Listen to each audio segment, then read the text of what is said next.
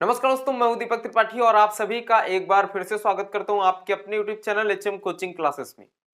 दोस्तों, यूपीएसआई दरोगा 2021 expected cut off, अभी तक जितनी भी कट ऑफ की वीडियोस आई हैं, जितने लोगों ने अभी तक कट ऑफ की बात की है, वो सब पिछली कट ऑफ को बेस मान करके इस वर्ष क्या कट ऑफ रह सकती है इसका अनुमान लगाया गया है। लेकिन ये जो मैं वीडियो लेकर के आया हूं, इस वीडियो में मैंने जितने भी अभी तक एग्जाम हुए हैं स्टार्टिंग से लेकर अब तक, क्योंकि अब बस 2-3 दिन और बचे हैं, 2-3 दिन के बाद एग्जाम पूरी तरीके से यूपीएसआई के खत्म हो जाएंगे। तो 2 दिसंबर तक एग्जाम होने हैं। उसके पहले जितने भी एग्जाम अभी तक हो चुके हैं, सारे एग्जामों का पूरा एनालिसिस करने के बाद मैं इस यहाँ पर जो आपको एक्सपेक्टेड कट ऑफ बताने वाला हूं,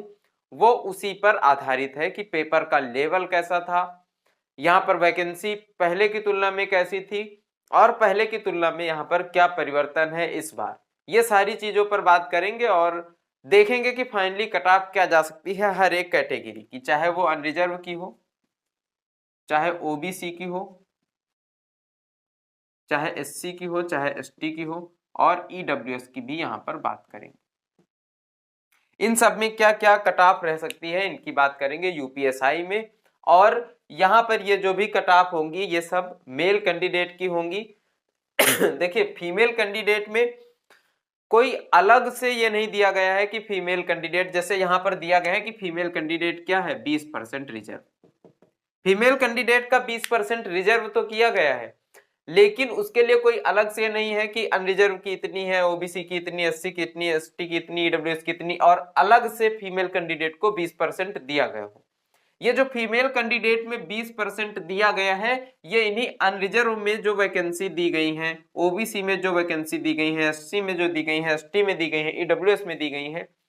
इन सभी वैकेंसियों का 20-20% आप इस तरह से अलग कर सकते हैं। टोटल वैकेंसी का 20% नहीं, ये जो अनरिजर्व में जितने भी सीटें हैं उनका 20% अनरिजर्व फीमेल कैंडिडेट के लिए रिजर्व होंगी। ठीक है, इस तरह से आप समझ सकते हैं, क्योंकि यहां पर लंबवत और ऊर्ध्वाधर आरक्षण की बात करी गई है। एससी एसटी ओबीसी ये सब ऊर्ध्वाधर आरक्षण में आते हैं और ये क्षैतिज आरक्षण में आता है फीमेल कैंडिडेट वाला। तो यहाँ पर कुछ इस तरह से रिजर्वेशन इनका होगा। बहुत सारे लोग कहते हैं कि रिजर्वेशन फीमेल कैंडिडेट का जो है उसमें एक ही कट ऑफ जाएगी, तो ऐसा मुझे नहीं लगता है कि एक ही कट ऑफ जाएगी। ठीक है, अलग अलग जाएगी। फीमेल कैंडिडेट में भी ओबीसी एससी एसटी की अलग अलग कट ऑफ जाएगी। ये आपको रिजल्ट आने के बाद देखने को मिलेगा। पिछली वैकेंसी में इसलिए ऐसा नहीं हुआ था क्योंकि पास ही नहीं हुए थे, फीमेल कैंडिडेट पास ही नहीं कर पाए थे, जो 50% का क्राइटेरिया था उसे। यहां पर आपको 50% नंबर लाने हैं टोटल में और 35% लाने सेक्शनल में। तो जो मेरा अनुमान है, क्योंकि देखिए पेपर पहले की तुलना में अगर देखा जाए तो इस बार सरल भी नहीं है और पहले की तुलना से कठिन भी नहीं है। जैसा पिछली बार पेपर हुआ था लगभग वैसा ही यहां पर पेपर भी देखने को मिला है इस बार भी। बस स्टार्टिंग के 1-2 मैंने देखे कि 1-2 दिन या 1-2 शिफ्ट आप कह सकते हैं, जो स्टार्टिंग की 3 से 4 शिफ्ट हुई थी 1-2 दिन में, वही थोड़ा सा इजी देखने को मिली थी। लेकिन उसके बाद से पेपर का लेवल लगातार बढ़ता गया और अब जाकर के पेपर का स्टैंडर्ड काफी ज्यादा हाई हो गया था और काफी अच्छे पेपर आ रहे थे। अगर आपने बाद के फेज में, जैसे इस थर्ड फेज में जिसका पेपर होगा, या फिर क्योंकि 27 तारीख से शुरू हो रहा है थर्ड फेज, तो यहां पर जिसका पेपर होगा, या फिर इसके पहले सेकेंड फेज में जिनके पेपर रहे होंगे, उन्होंने देखा होगा कि किस तरह से अब पेपर का लेवल आ रहा है। तो पेपर बहुत ज्यादा इजी नहीं था, लेकिन बस एक बेनिफिट है यहाँ पर कि सेक्शनल 35% कट ऑफ है, जो कि पिछली बार से अगर तुलना करी जाए तो सेक्शनल 50% की कट ऑफ थी। यहाँ पर काफी सारे बच्चे फेल हो जाते थे सेक्शनल में, यहाँ पर सेक्शनल में पास होने की संभावना ज्यादा है क्योंकि 35% कट ऑफ है और टोटल में ओवरऑल आपको 50% लाना है। तो जो मेरा अनुमान है, अगर मोटा मोटा मैं अनुमान लगाऊं, क्योंकि बहुत ज्यादा समय नहीं लूंगा, बस अगर मोटा मोटा अनुमान लगाऊं, तो यहाँ पर अनरिजर्व की देखिए, अगर कोई बच्चा अनरिजर्व से आता है और 105 से 110 के बीच में प्रश्न वो कर ले जाता है, 105 मिनिमम 105, और मैं कहूंगा कि 110 के बीच में अगर वो कर पा रहा है तो बिल्कुल सेफ जोन में है अनरिजर्व कैटेगरी से। अगर कोई ओबीसी कैटेगरी से है, यहां पर मैं जो बता रहा हूं, ये जो मैं बता रहा हूं ये क्वेश्चन की बात कर रहा हूं कि 105 से 110 क्वेश्चन जो कर पा रहा है उसका यहाँ पर सेफ जोन में, उसके फिजिकल के लिए उसे पूरी तरह से संभावना है कि बुला लिया जाएगा। संभावना क्या, 100% बुला लिया जाएगा। और यहां पर जो मैं एक्सपेक्टेड कट ऑफ बता रहा हूं ये कट ऑफ फिजिकल के लिए है।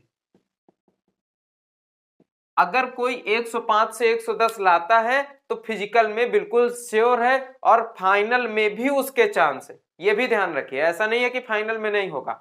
क्योंकि यहां पर जो बहुत ज्यादा हाई रैंक लाएंगे फिजिकल में सबके सब ढेर हो जाएंगे, फिजिकल ही नहीं निकलेगा। जो बहुत ज्यादा हाई कट ऑफ ले जाएंगे उनका फिजिकल कमजोर होगा, वो फिजिकल मतलब सारे लोग फिजिकल नहीं निकाल पाएंगे। तो आप इस तरह से समझ सकते हैं कि फिजिकल में बहुत सारे बच्चे नहीं पास होंगे, जिसके चलते मेन कट ऑफ जो जाएगी वो भी लगभग ऐसे ही जाएगी, थोड़ा बहुत बढ़ सकती है। अगर ओबीसी कैंडिडेट की बात करें तो अनरिजर्व से आप 5 नंबर इसे कम रख सकते हैं, 100 से 105 नंबर ओबीसी की कट ऑफ जा सकती है, मेल कैंडिडेट की 100 नंबर से 105 नंबर की। वहीं पर अगर एससी कैटेगरी की बात करें तो एससी एसटी लगभग समान रहेगी, लेकिन हो सकता है कि एसटी की थोड़ी सी एससी से ज्यादा हो जाए, क्योंकि एसटी की वैकेंसी काफी कम है और उत्तर प्रदेश में ऐसा देखा गया है कि कभी कभी एसटी कैटेगरी की ज्यादा चली जाती है वैकेंसी एससी कैटेगरी से। तो अगर एससी और एसटी की बात करें तो वैसे तो बिल्कुल आसपास रहने वाले हैं ये दोनों, लेकिन हो सकता है थोड़ा सा ऊपर नीचे हो जाए। फिर भी मैं कहूंगा कि एससी कैटेगरी अगर 95 से 100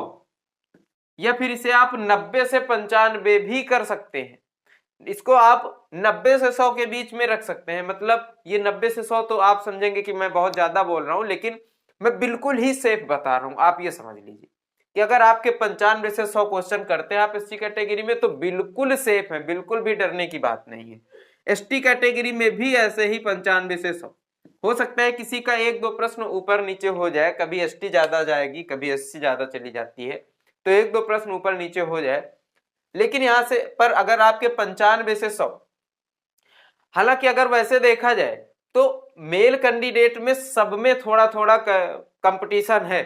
अगर यहीं पर फीमेल कैंडिडेट की बात करें, एससी एसटी की, ईडब्ल्यूएस की भी बात करते हैं, ईडब्ल्यूएस की भी एससी और एसटी के समथिंग ही जाएगी, ओबीसी से कम रहेगी, एससी एसटी के आसपास रहेगी और अनरिजर्व से काफी ज्यादा कम रहने वाली है। अगर ईडब्ल्यूएस की भी बात करें तो ये भी लगभग 100 नंबर के आसपास रहने वाली है। अगर आप इसे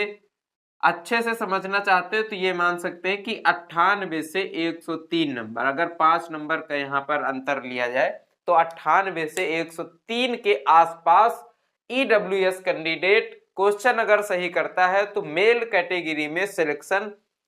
हो जाएगा। फिजिकल के लिए बिल्कुल श्योर है, सिलेक्शन भी हो सकता है, ठीक है। अगर वहीं पर फीमेल कैंडिडेट की बात करें तो अनरिजर्व के लिए तो अच्छी खासी फाइट रहेगी फीमेल कैंडिडेट में, लेकिन अगर यहीं पर एससी एसटी ओबीसी की बात करें, ईडब्ल्यूएस की बात करें तो मुझे ऐसा लगता है, मेरे हिसाब से, देखिए मैं यहाँ पर अपना जो मेरा अनुमान है वो वही बता रहा हूँ, ऐसा जरूरी नहीं है कि मैं जो बता रहा हूँ वही कट ऑफ जाएगी, ठीक है, लेकिन मैं अपना अनुमान बता रहा हूँ और मैंने एनालिसिस किया है, उसके बेसिस पर बता रहा हूँ। एनालिसिस किया है पेपरों का, पिछली कट ऑफ का, अगर आपने नहीं देखा है तो आप जाकर के देख लीजिए, क्योंकि मैंने section wise unreserved OBC SC ST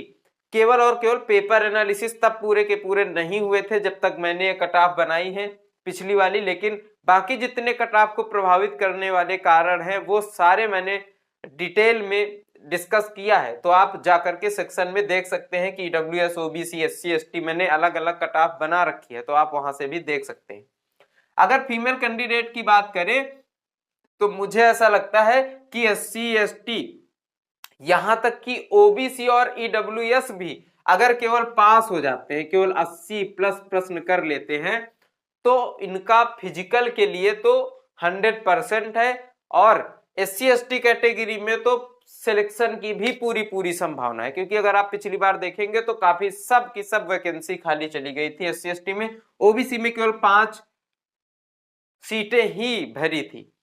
तो अगर आप ऐसा कहते हैं कि फीमेल की केवल एक ही कट ऑफ जाती है, तो केवल अगर एक ही कट ऑफ जाती है तो ये बताइए, जो पिछली बार ऐसा हुआ था कि जनरल में इतनी सीटें हैं, ओबीसी की इतनी सीटें हैं, एससी एसटी की इतनी इतनी सीटें हैं, इनमें से सारी खाली चली गई, ये सारे जो डिटेल देखने को मिले ये कहां से आए? इसका मतलब क्या है कि एससी एसटी की अलग अलग वैकेंसी है फीमेल कैटेगरी में, और इनकी अलग अलग कट ऑफ भी जाएगी, क्योंकि एससी एसटी का जो रिजर्वेशन है वो यहाँ पर फीमेल कैटेगरी में भी मिलने वाला है।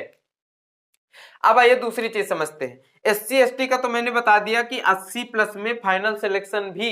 श्योर है, लेकिन अगर ओबीसी या ईडब्ल्यूएस की बात करें तो 80 प्लस में फिजिकल तो पक्का है, लेकिन अगर फाइनल की कट ऑफ की बात करें तो ये लगभग 85 नंबर तक जा सकता है। तो अगर आपके 85 प्लस है तो आप मान सकते हैं कि आपको फाइनल सिलेक्शन मिल जाएगा अगर आप फीमेल कैंडिडेट है,